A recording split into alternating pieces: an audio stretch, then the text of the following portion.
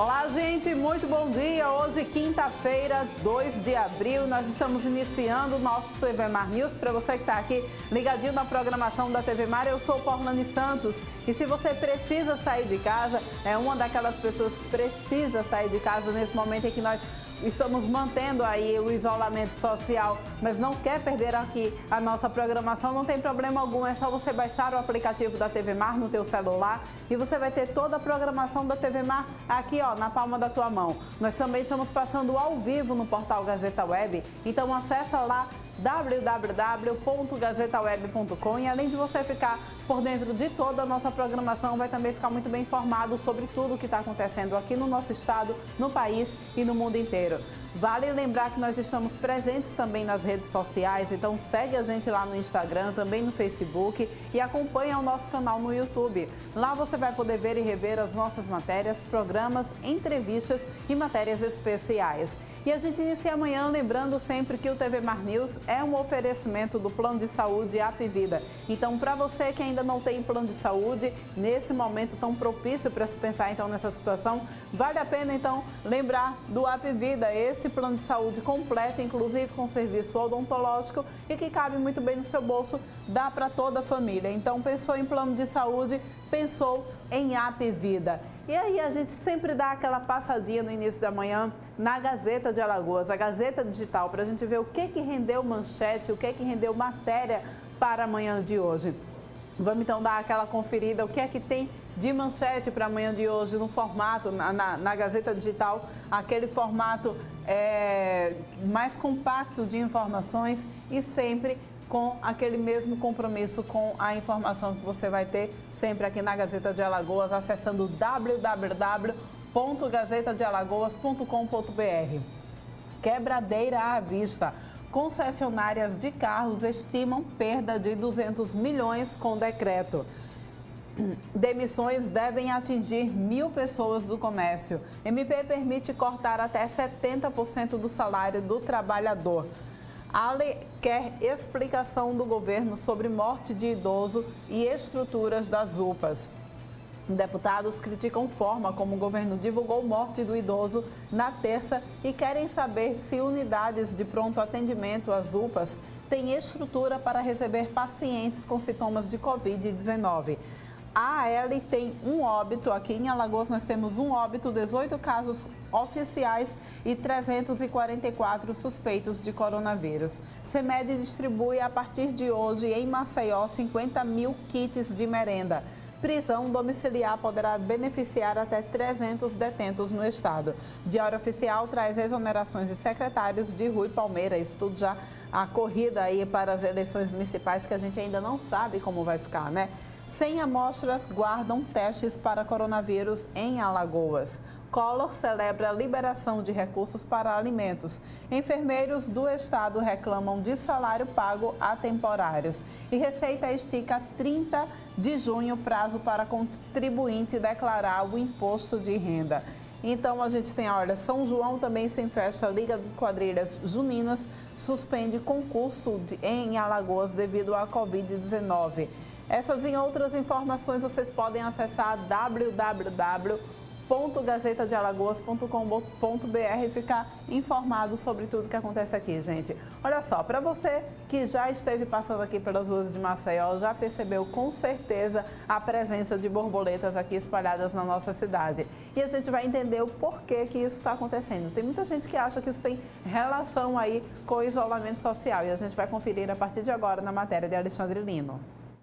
Nesses dias de quarentena e de isolamento, onde você está em casa ou nas poucas vezes que precisa sair, com certeza você já percebeu um número maior de borboletas voando soltas por aí.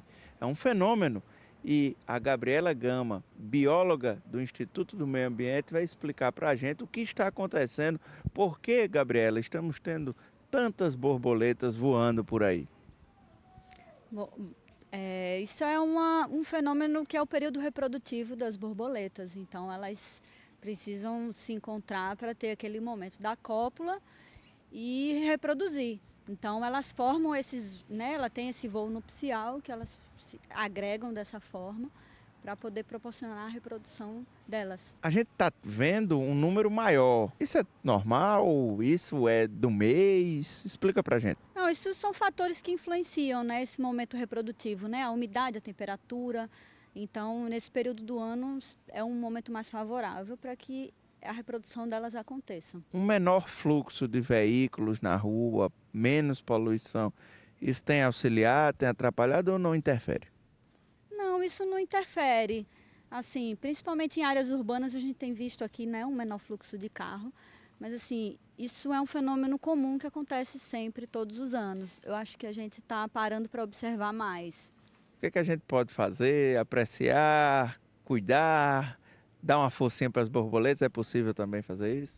Eu acho que a gente tem que observar de longe, né, não atrapalhar esse momento da reprodução delas, porque a gente não deve interferir, né? Então, para que elas consigam perpetuar a espécie. Então, então a gente não deve pegar nas borboletas, quando a gente vê elas estão no momento de cópula, nem arrancar as crisálidas que elas formam, né? Então, a gente não deve interferir. Só para explicar para quem está em casa, crisálidas são...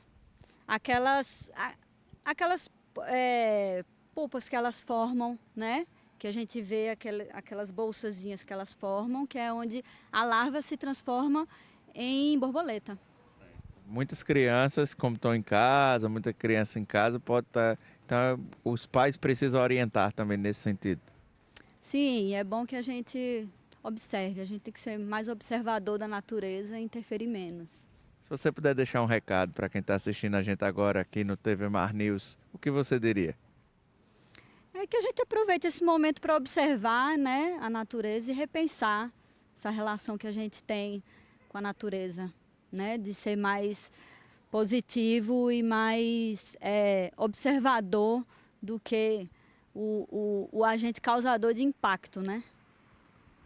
Ok, pois é, fica aí o conselho de quem conhece da área. As borboletas precisam voar e nós podemos colaborar com a preservação do meio ambiente. Vamos aproveitar esse momento para contemplar, para assistir o voo das borboletas.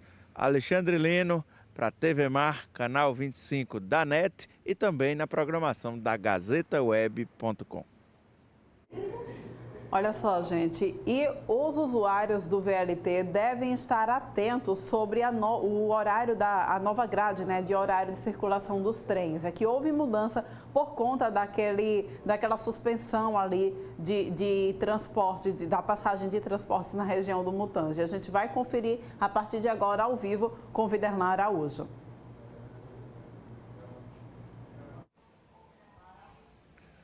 É isso mesmo, minha querida Porlane Santos. Estamos em um dos vagões que coloca a questão de mobilidade urbana como essencial aqui em Maceió e que tem os serviços prejudicados, já que a CBTU informou que começou exatamente ontem o processo de transbordo, onde as pessoas elas se dirigem até determinados pontos através de vagões como esse, vagões de trem, para poder deixar os seus destinos, como de Lourenço de Albuquerque para Maceió, mas em determinados pontos, como aqui, nós estamos nesse exato momento na estação de Bebedouro, esse serviço ele não pode continuar, não pode levar, por exemplo, para dentro de Maceió, para o centro, para a estação de Jaraguá, por exemplo, nem a estação ali que fica no centro da capital alagoana. Por quê? Porque teve já o bloqueio diante das mudanças no solo ocorridas em Bebedouro, principalmente ali próximo à base da Braskem, uma das sedes da Braskem, estação da Braskem, antes do campo do Centro Esportivo Alagoano, o antigo campo do CSA no Mutange, o CT Gustavo Paiva.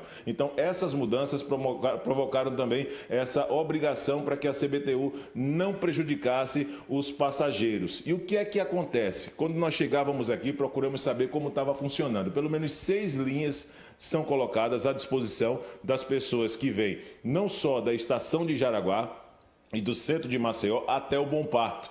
E quando chega no Bom Parto, tem ônibus que traz as pessoas que vêm de trem nesses destinos, com destino aqui para a estação de Bebedouro e que leva normalmente para Rio Largo, para Lourenço de Albuquerque. São essas mudanças que a CBTU promoveu. As mudanças elas afetaram justamente essas estações que nós citamos, as estações de Jaraguá, Bom Parto e de Lourenço de Albuquerque, Bebedouro. Esse procedimento está sendo feito, a empresa, inclusive, que tem realizado esse transporte é a São Francisco, que tem a sua garagem aqui próxima também, localizada aqui na Santa Amélia, na parte alta, logo depois de Chã de Bebedouro, e que tem feito esse transporte dos passageiros do VLT, das pessoas que dependem de trem, como nós estamos em um dos vagões, como já deu para perceber, para poder fazer aquilo que é básico todos os dias, organizar a sua vida através dos mecanismos de transporte para poder se dirigir ao trabalho e resolver as suas pendências. Lembrando que tudo isso tem um procedimento que foi já passado, principalmente pela CBTU,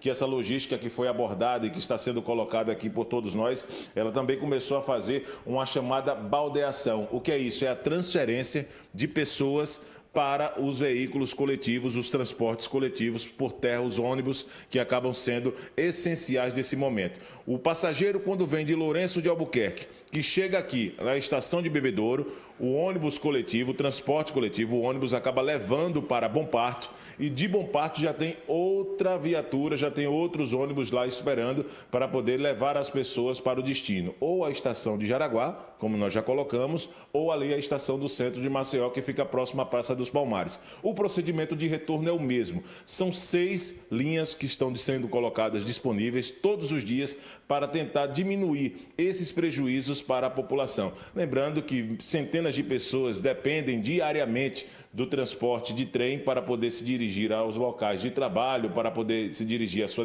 residência. Lembrando que também o trem é uma taxa mínima, é a mais barata, talvez, das de mobilidade, que proporciona para as pessoas de baixa renda e de classe média também a realizar suas atividades. Então, todos os procedimentos estão sendo colocados porque a CBTU tem tratado rigorosamente essa situação e tentado diminuir os prejuízos. Lembrando que esse processo de mobilidade foi uma alternativa diante do bloqueio. Nós já passamos no local quando nos dirigíamos para cá. Existe exatamente um bloqueio na Avenida Major Cícero de Góes Monteiro, né, que fica exatamente logo depois do antigo campo do CSA.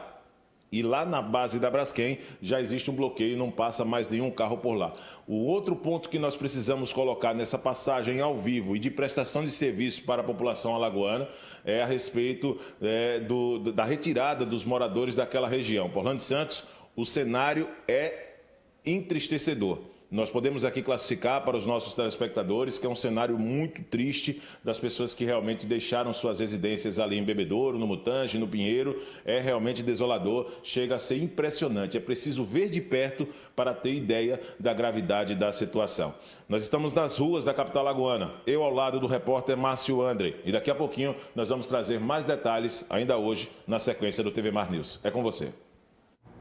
Muito obrigada, Viderlan. A gente volta a se encontrar então daqui a pouquinho. Olha só, gente, a questão do coronavírus, o isolamento social tem mudado também a vida das pessoas que vivem em condomínios.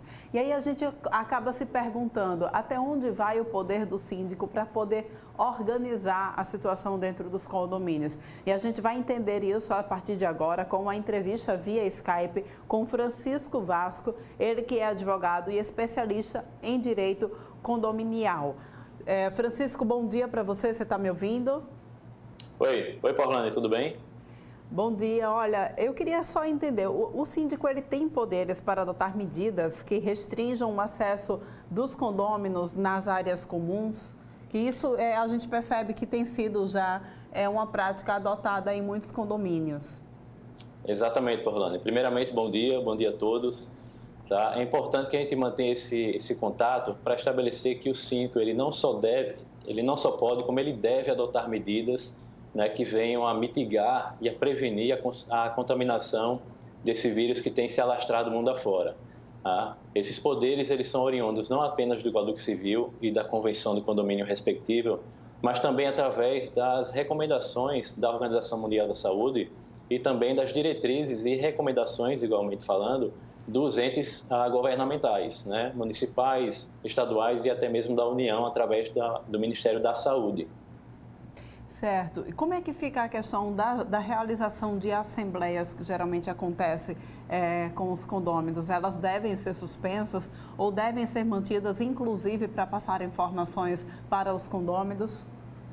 Esse é um ponto que tem causado bastante controvérsia, porque, vejamos bem, não é razoável que a gente faça o isolamento social, a quarentena, da porta de casa para fora. É necessário que a gente traga isso para dentro da convivência condominial. Então, em resumo, a gente poderia entender que as assembleias já agendadas, é prudente que se faça a remarcação destas. E as que ainda não foram agendadas, é razoável que sejam marcadas para um momento posterior a essa quarentena, a essa pandemia. Todos os informes, então, que devem ser passados para os condôminos, que vale ressaltar que é necessário também ter transparência dentro dos condomínios, não é isso? Então, os informes devem ser passados através de circular. Isso, exatamente. É importante que, sempre que constatada qualquer situação que fuja à normalidade, principalmente dessa questão do coronavírus, é sempre importante que o síndico, acompanhado da administradora de condomínios, quando houver, faça todas as comunicações aos condôminos, para que mantenham-os sempre informados de todas as questões que envolvem o condomínio, principalmente em relação às medidas que devem ser adotadas nesse período. Certo. E quanto às obras e medidas para a manutenção do condomínio, elas devem ser mantidas ou suspensas?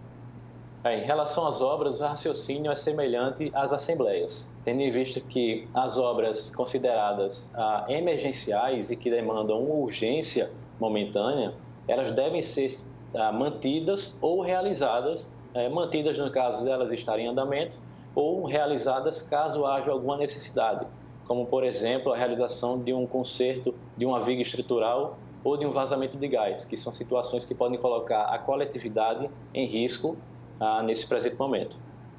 Certo, isso tudo para evitar a circulação de pessoas, inclusive pessoas estranhas dentro do condomínio. Isso, é importante que faça essa ressalva, não só apenas essas medidas, mas também como as interdições das áreas comuns que servem justamente para esse tipo de situação. É importante que o síndico ele faça restrições nas áreas denominadas comuns, a exemplo das piscinas, das churrasqueiras, das brinquedotecas e das academias. Sempre, claro, baseado no critério de bom senso e razoabilidade, porque há situações em que exigem uma certa flexibilidade e algum tipo de exceção. Certo. E quais são as principais medidas que o síndico e também os moradores devem adotar nesse ambiente, né, do condomínio para evitar a contágio da doença? Orlando, basicamente as orientações que devem ser seguidas são as mesmas que os órgãos dos poderes públicos e principalmente os órgãos técnicos voltados à saúde têm demonstrado ao longo desses dias, desses meses de pandemia, tá certo? Nada melhor do que se adotar, ainda que pontualmente, o isolamento social, a quarentena, além de práticas que visem melhorias na limpeza, tanto do condomínio quanto a nossa própria limpeza e higienização, né? Além do uso frequente de máscaras, de álcool em gel e de qualquer outra medida que venha a nos trazer segurança à saúde de todos os envolvidos no condomínio. Agora vem um ponto polêmico, Francisco. Se de repente tiver um caso suspeito ou confirmado de coronavírus dentro do condomínio, aí qual deve ser o procedimento do síndico e também da pessoa que de repente esteja com uma suspeita ou doente? Ela deve informar isso ao síndico? O síndico deve passar a informação para os demais moradores? Isso de repente acaba se chocando aí com a questão do sigilo, né? O direito que o paciente de repente tem desse sigilo. Como é que fica essa situação? Essa é uma questão também que temos que ter muito cuidado, porque, em primeiro lugar, não pode o síndico expor de maneira vexatória ou publicizar o nome da pessoa que porventura esteja com o vírus. É necessário que ele, nesse momento, constatado a forte suspeita ou até mesmo a confirmação do contágio, que ele faça um comunicado aos condôminos, né, da existência de uma pessoa no condomínio com a doença, com um contágio, porque isso vai redobrar, vai aumentar as precauções quanto às medidas aptas a evitar a disseminação do contágio. Então, basicamente, o síndico ele acaba redobrando e contando com a colaboração dos demais condôminos. E ainda faço uma ressalva. A Lei 13.797 de 2020, agora de meados de março, emitida pelo governo federal, ela estabelece que qualquer pessoa ela pode colaborar com os entes da vigilância sanitária, os entes sanitários, para comunicar qualquer caso suspeito ou não da pandemia. Entendi. Então, é também um dever de quem está doente ou com uma suspeita informar ao síndico? Isso. Esse dever decorre diretamente não apenas desta lei, mas também de um dever de coletividade, que é prudente que aquele que esteja contaminado ou com forte suspeita, ele tome as precauções para que não faça isso, não passe adiante essa questão, porque pode vir a trazer um problema ainda maior, principalmente nos condomínios onde o fluxo de pessoas ele é bem grande. As pessoas, os moradores que insistirem, muito bem que as áreas comuns estejam fechadas, mas as pessoas que insistirem em fazer reuniões em demais áreas, nos bancos, por exemplo, os banquinhos que geralmente têm espalhados pelos condomínios, as pessoas que insistirem em fazer aglomeração de pessoas dentro do condomínio, o síndico pode multá-las? Elas estão passíveis também de receber multa por conta disso? Eu entendo que, assim como eu já fiz a ressalva, cada caso deve ser analisado individualmente, porque tem as suas particularidades, tá? Em tese, eu entendo que sim, que é possível haver essa imposição de multa, ou até mesmo de uma advertência, se for num grau inferior, tendo em vista que elas estão infringindo uma norma estabelecida pelo condomínio, através do síndico, baseada em diretrizes das Organizações Mundiais de Saúde e dos entes governamentais, tá bom? E existe, inclusive, tanto no Código Civil quanto na Convenção do Condomínio, um dispositivo falando que nenhum condômino pode colocar os demais em situação de perigo à saúde ou à vida. Então, baseado nisso, é possível, sim, a gente emitir qualquer tipo de penalidade ao infrator. Certo. E como é que fica a questão daqueles imóveis que, dentro do condomínio, que eles são utilizados para locação, como, por exemplo, as plataformas de Airbnb, enfim, entre outros? Essas atividades devem ser suspensas? O síndico tem o direito de suspender essas atividades? Primeiramente, a gente tem que ter a ideia de que as locações por temporada, como o próprio nome diz, ela tem uma limitação de período menor que a locação comum. Então, é normal, ainda mais nos dias de hoje, através dessas plataformas digitais, que haja um fluxo maior de pessoas, principalmente pessoas oriundas de localidades com alto grau de disseminação e, infelizmente, mortes em razão do coronavírus. Então, por essa questão, até a Prefeitura de Maceió, ela emitiu no dia 22 de março deste ano um decreto recomendando que as locações para fins turísticos, a locação destes imóveis para fins turísticos, sejam suspensas por tempo indeterminado. Em que pede ser uma recomendação da Prefeitura, é recomendável, é prudente que se faça essa suspensão, tendo em vista a alta circulação de pessoas, inclusive de pessoas que são oriundas dos centros que têm maior número de contágios e mortes. Então, deve ser suspensa e o síndico pode, então, pedir para que o condômino, então, suspenda essa atividade também dentro do condomínio? Pode sim. Não é uma obrigação, mas é recomendável, tendo em vista que o próprio decreto municipal recomenda esse tipo de suspensão por prazo indeterminado. Tá ok. No mais, não é, Francisco? O interessante é que todos prezem, de fato, pela coletividade e pensem no bem comum a todos, não é isso? Isso, perfeito. A gente tem que agir de acordo com o bom senso, com a razoabilidade e também de acordo com cada caso. Porque para que se evite qualquer tipo de constrangimento em relação aos moradores e uma consequente responsabilização civil por parte do condomínio e, consequentemente, do síndico. Então, agindo dessa maneira, tomando as medidas cabíveis ao caso, que exige uma maior atenção da nossa parte, eu acredito que tudo vai ser superado e, principalmente no meio dos condôminos, né, e demais moradores, a gente consiga resolver essa situação o mais breve possível.